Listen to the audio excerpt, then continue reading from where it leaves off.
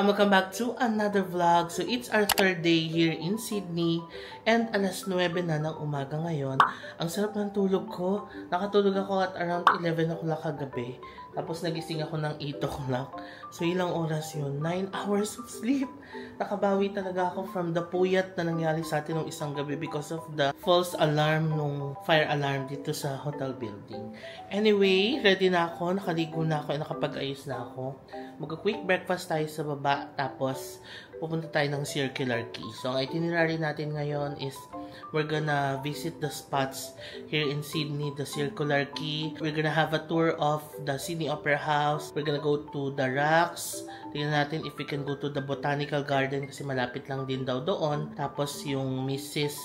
Macquarie's chair where you can have a view ng Sydney Opera House and Sydney Harbour Bridge. So, hindi ko pa alam kung ano pa yung mga pupuntahan natin. Tignan na lang natin mamaya kung ano yung mga kaya nating marating sa itinerary natin. So, let's go. Ready na ako. Naka-white lang ako. I'm going to use the coat na ginamit natin kahapon para white on cream. No, pasensya na kung nag-uulit tayo ng coat kasi mahirap magdala din ng maraming coat. And i-reserve ko na lang sana sa pasalubong yung space kaysa doon sa coat, no? Anyway, baba na tayo. Let's have quick breakfast. Quick breakfast. Meron tayong mostly. Tapos mga fruits kinuha ko. Melon, honeydew peach, and apricot.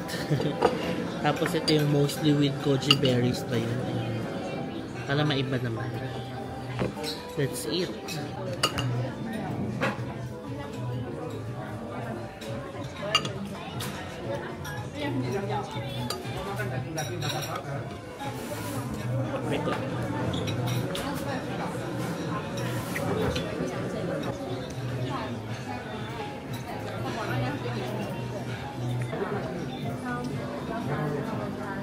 And we're out and about, 9:30 na. And ang sarap ng breakfast. Alam mo yon, bago siya sa akin. Mostly and fruits. Sarap, although maasim yung honeydew. Pero yung melon, sarap. Ang lutong. Anyway, lamig na naman po ngayon dito sa Sydney. And naglalakad ako papunta sa Museum Station ulit. We're gonna ride the train to Circular Quay. 10:30 yung tour natin ng Sydney Opera House.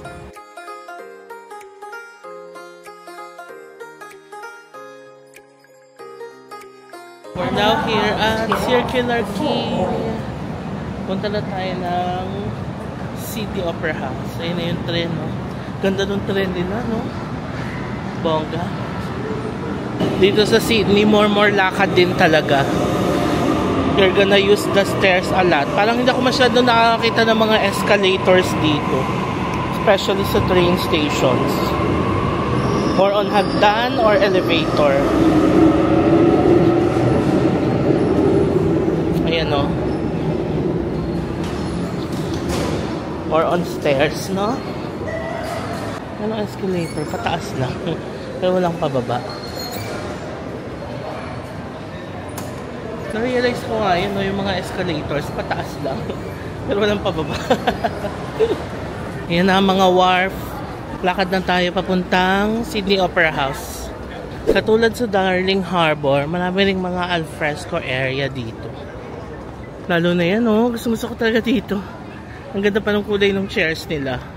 Malapit na tayo sa Sydney Opera House. Dito tayo, we have to go to the Welcome Center. Dito sa lower concourse. Ito pala yung house canteen.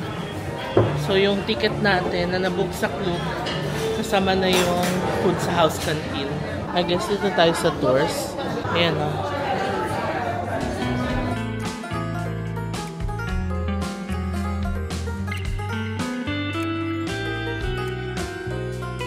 Alright, so we made it on time, 10:15 na. Nakuha ko na yung tickets.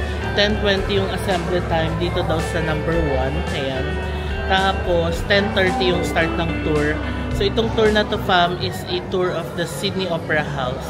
I opted na i-book talaga itong tour na to kasi gusto ko din malaman yung history ng Sydney Opera House, no? Not just to take pictures outside. Of course, I also want to take pictures ng Sydney Opera House, you know, for Instagram. Pero, gusto ko din malaman talaga yung pinaka-history ng lugar. 'Di ba? Parang it's one of the good things to immerse yourself dito sa, syempre sa culture ng Australia. And magandang malaman yung history ng mga lugar na pupuntahan. Kaya I opted na mag-book ng ganitong activity. So nabook ko ito sa Klook for around 3,200 pesos. 1-hour tour na siya ng Sydney Opera House. Tapos English guide siya and may kasama na siyang lunch. And yung lunch is dito sa house canteen na pinakita ko kanina. So 10:30 yung start ng tour. Ito yun na yung ticket ko. Tapos yung lunch daw, pwedeng mag-start ng 11 o'clock hanggang 6 p.m. Diba? So yun, I'm ready. Akala ko na ako aabot. Pero maaga pa pala ako. Kasi, kagaya niya, nahanapin mo pa yung welcome center, kung saan i-redeem yung ticket.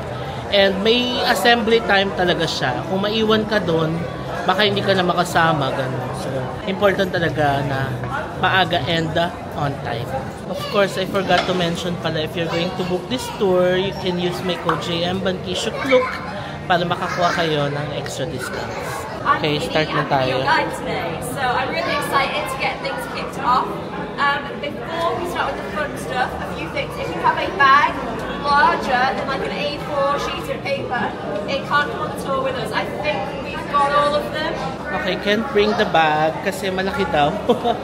Hindi allowed yung mga malalaking bag. So, yung ganitong size, hindi pwede. Pero meron naman silang free na baggage counter. So, okay lang din. Ayan, free naman. Mabilis lang, nakuha ko na yung ID. Libre naman. Ayan na. Binigyan kami nito. I guess, this is an audio guide. Ayan. Galing. Hindi pala siya audio guide. Kung ano yung mic niya connected dito. So, naririnig namin si tour guide.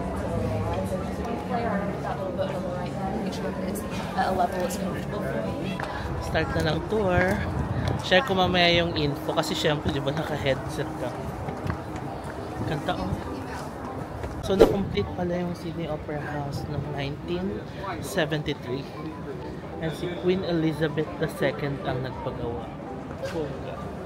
Papasok na tayo. Okay. Ganda oh.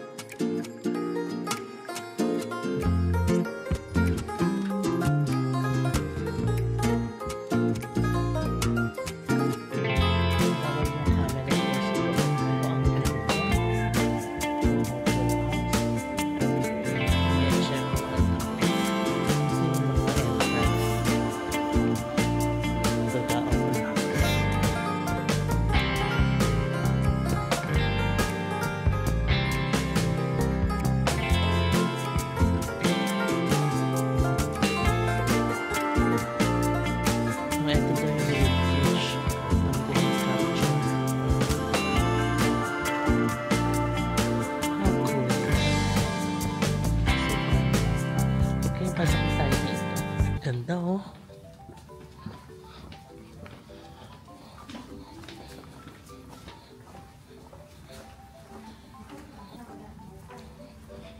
Ang carpet na dito.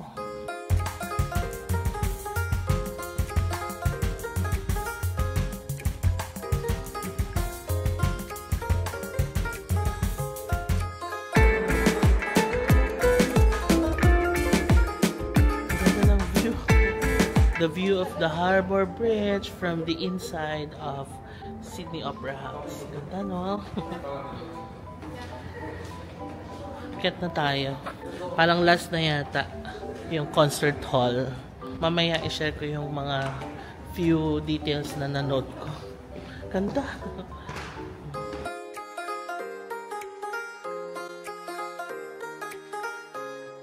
Ay, ang saya. Tapos na yung tour. Isang oras lang siya, pero dami kong natutunan about the Sydney Opera House. May matinee daw ngayon, so parang may show. Kaya maraming nanonood.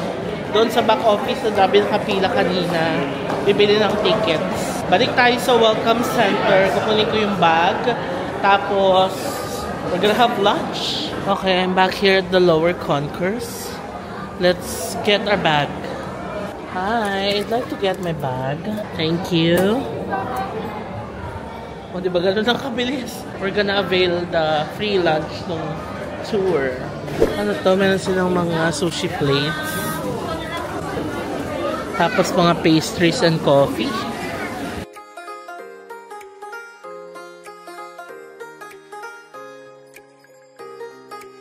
You like a piece of lemon? Yeah. Ang ganda. Background pa na natin yung Harbor Bridge. Okay, ayan, nakaupo na ako. Napakita ko kanina yung menu no, na pwedeng orderin. So, I ordered chicken katsu, tas lemonade. So, yung lemon Sprite pala nila, Schweppes. Tapos may lemon. Ayan. So, share ko na yung mga details na nakuha ko kanina. So, yung Opera House na was completed in 1973. And the event was attended by Queen Elizabeth II. And ang maganda sa design nila, pumili sila ng mga materials na okay for the sound. Alam mo yun, kasi orchestra, music. So yung mga musicians, syempre mag-play sila ng music. Pero yung sound kasi magta-travel sa buong orchestra or sa concert hall, diba? Para marinig ng audience. So yung mga ginamit na gamit doon inside is para mas makapag-travel ng maayos yung sound. Parang gano'n. Sorry, hindi ko ma-describe ng maayos, pero gano'n siya. Tapos, ngayon ko na nalaman na opera singers pala don't use mic. So, gamit lang talaga nila yung boses nila. Yun yung boses nila yung magta-travel all over the place, no? Kaya, yung mga equipments na ginamit is para mas maayos na makapag-travel yung sounds ng opera, ng music, gano'n. Amazing, diba? Tapos, kaya daw yung mga opera shows, hindi daw everyday yan. Kasi nga, yung opera singers, pinapangalagaan yung boses nila. Kaya, nakaschedule yung mga opera shows nila dito. Tapos, yung tiles na ginamit, diba sales pala yung nasa taas ng Sydney Opera House. Yung tiles are ceramic tiles imported from Sydney. And, ang tragic pala nung nangyari yung pagkakabuo ng Sydney Opera House.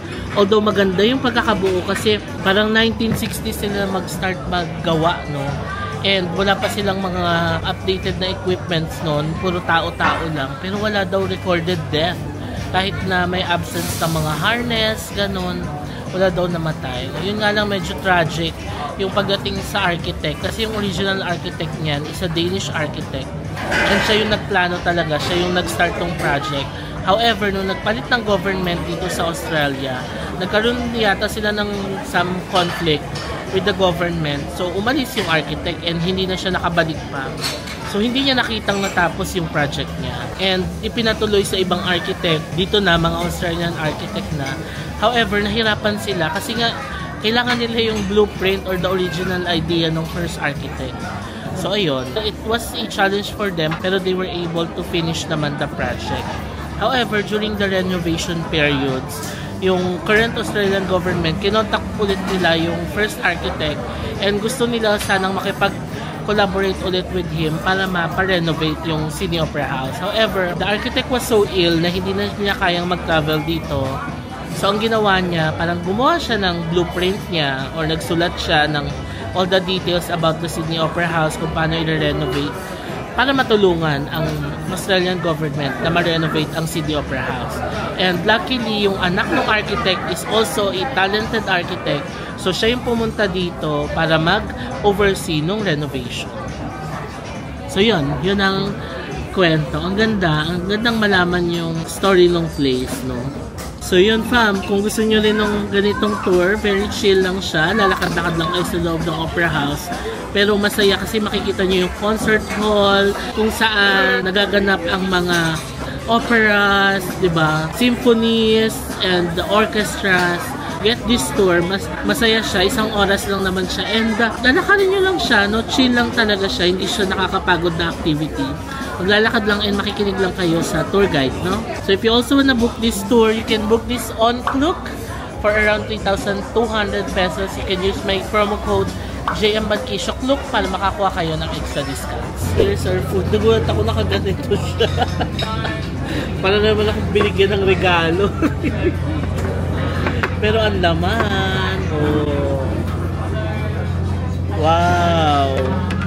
Chicken bento. We have rice, chicken, meron pang salmon sushi, edamame. Wow, ah. Impressive. Laki pa na nito. Sulit pa na yung binayad natin, diba? That's it. Dito, hindi uso yung kutsara. Chopsticks. Itadakimasu. At least may rice. Mayroon pa. Wow.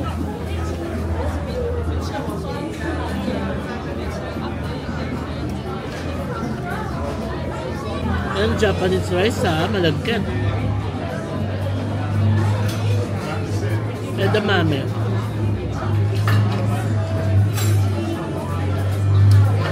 Sino ba yung kakilala kong kumain dito? Pati yung balat kinakain. Si Hazel ba?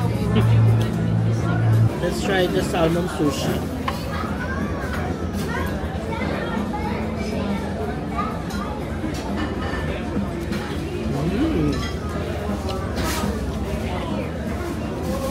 It's good.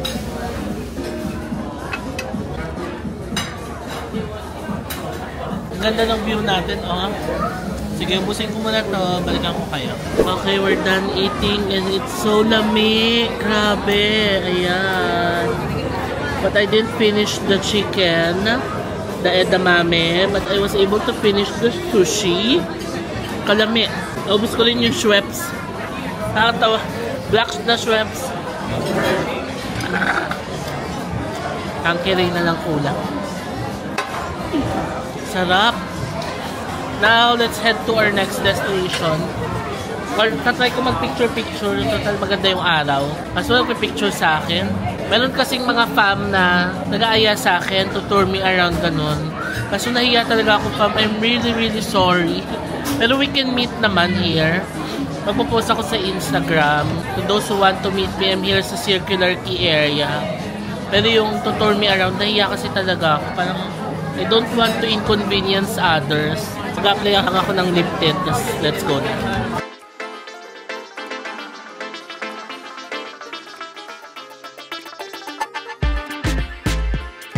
Okay, nakalabas na ulit ako dito. Grabe naman, ang ganda ng Harbor Bridge. Ang lamig. Makiat lang ako saglit dito sa Sydney Opera House ulit to take pictures. Ang ganda. Ang ganda ng Sydney Opera House. Ang daming tao ngayon, no? Because it's a weekend. Saturday ngayon. Dito tayo. Mag-picture tayo dito sa gilid. Okay, it's time to go. I got the money shot ng Sydney Opera House. Oh. Now, let's head to our next stop. Let's go to the Rocks. It's on the other side of Circular Quay. So, ayan ang Sydney Opera House. Nandun ang The Rocks sa kabila. Let's go. So, ayan. Daming tao ngayon. Oh.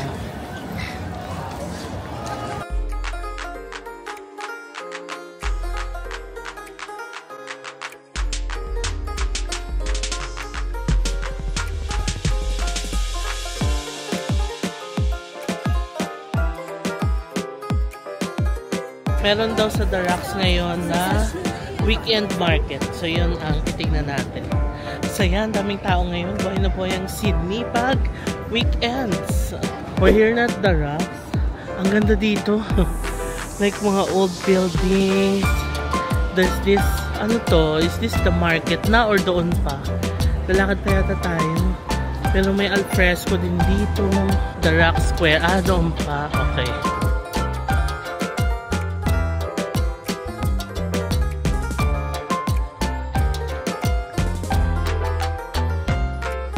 Ayan, may signage, The Rocks Market. First Central Hospital in Australia. Wow! Itong building na to. Ang ganda dito, ah. Tapos may mga shops din. Hot World. Awesome. Polo, Ralph Lauren. Ito na ang Museum of Contemporary Art. This one, The Rocks Cafe, ang daming tao. Sayaw.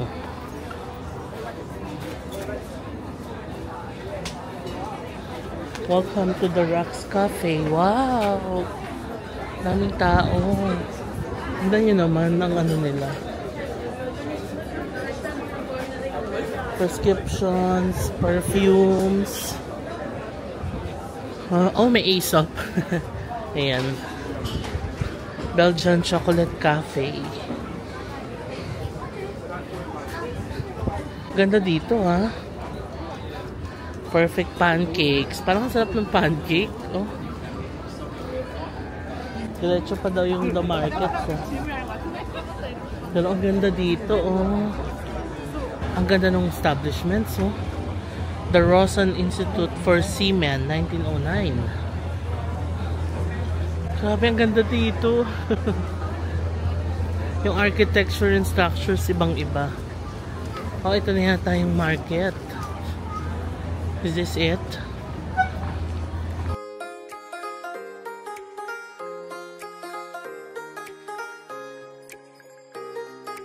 Okay, I guess this is the market.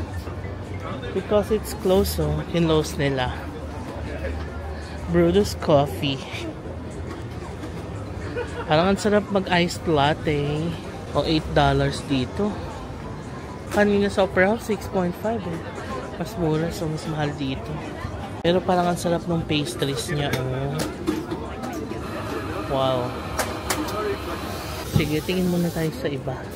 Bago tayo magkape-kape. Or magkape na tayo.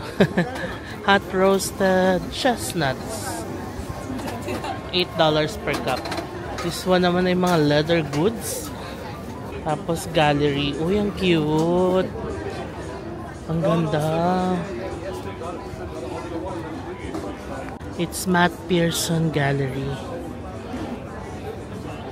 Galing, oh.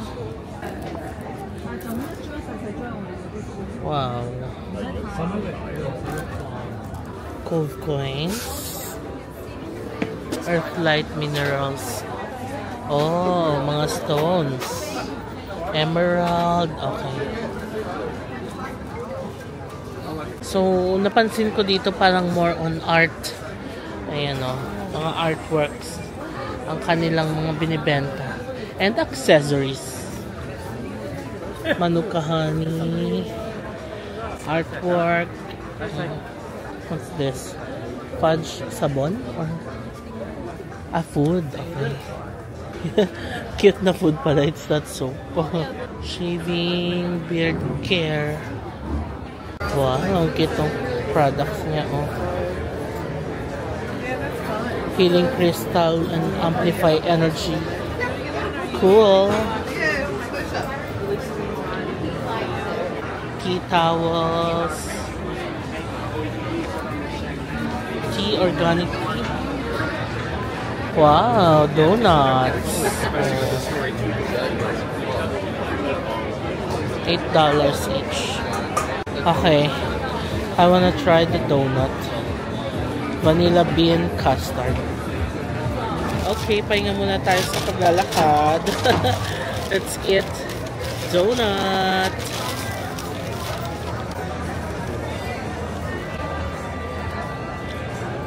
Wow, it's good.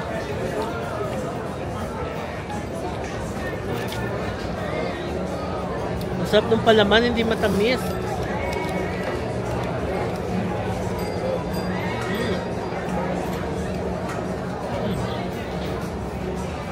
So good. Ang next na masarap dito ay coffee. We're gonna buy coffee somewhere. We're reaching the end. Bondi Smokehouse. Ooh, wow. Pa ito, ang sarap din, oh. Is it focaccia? Focaccia? Sangria. Oh, it's cool that you can drink sangria inside a weekend market. Turkish donuts. Oh, I like this. Parang nakakain tayo yan sa Dubai, di ba? But I'm not sure if it was Turkish donuts. Yung sa may Zamzam Mandi. Crepe. Tamea. Oh, wow.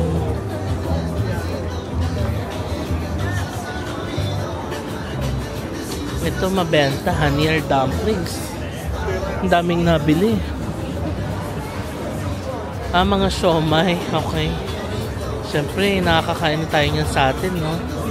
So, no na yan. Magkano? Any for $13. Okay. Not bad. Viet Banh Mi's. Street pizza. Dami rin bumibili. Oh. Not bad, ah. $15. $18. $20.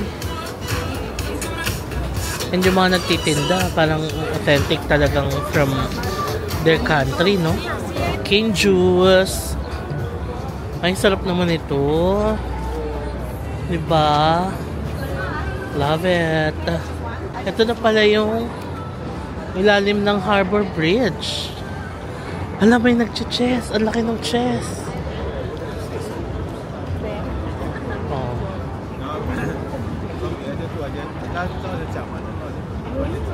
Ay, sorry, wrong info. Hindi pala pwede maglakad sa ilalim ng Harbor Bridge. Mukhang mga trabahante pala tong naglalakad. Akala ko anyone can go. No pala. Sige, let's go back. And hanap pa tayo ng mabibili. So, ng coffee. Ang interesting ng mga tinda nila, no? Artworks, designs. This one's it's not chess. It's better. Cute. Ayan, jewelries. Buko. Phone case. Okay. Okay, we reached the end. Magkakape na tayo. Ayan, kape tayo. Iced latte, double espresso, over ice and milk. It's $8. Here's our iced latte. Time check, it's 2 p.m. here in Sydney. And it's cold. Kaya tayo magpapaaraw. Ngunit tayo tatalikod sa araw. Dahil sa ating face, magagalit si Doc Char. Let's try our iced latte.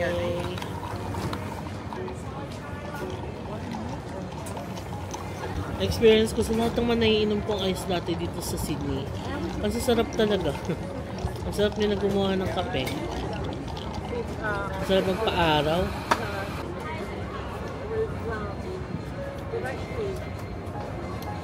Ang sarap talaga ng latte nila. Ano kayang meron? Masarap yung coffee beans, no? O siguro yung milk din na gamit nila masarap. It's good.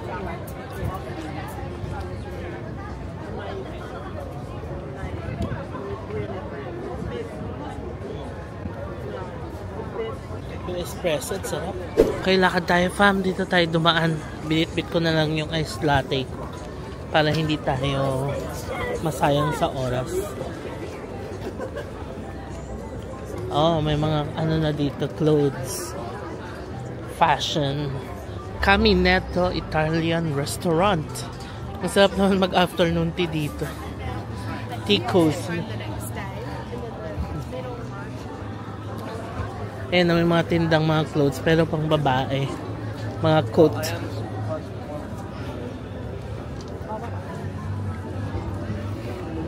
Puro pang babae yung mga damit dito. Saan yung kumakanta? Ayun. What's this? Wine. Chocolates. Eh, kumakanta oh.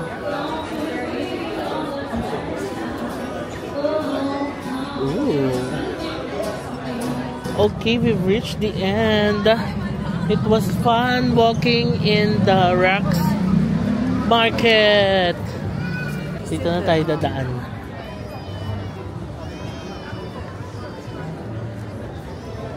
Oh my God. I wanna buy Nana this one. Oh, it was fun walking around the Rex Weekend Market. Ang saya maglakad dito. And alam nyo, maaraw talaga the whole day. Tama ang sinabi ng weather forecast. na it's not gonna rain today, so i-enjoy ang sun, which we're doing right now. Diba? Love it!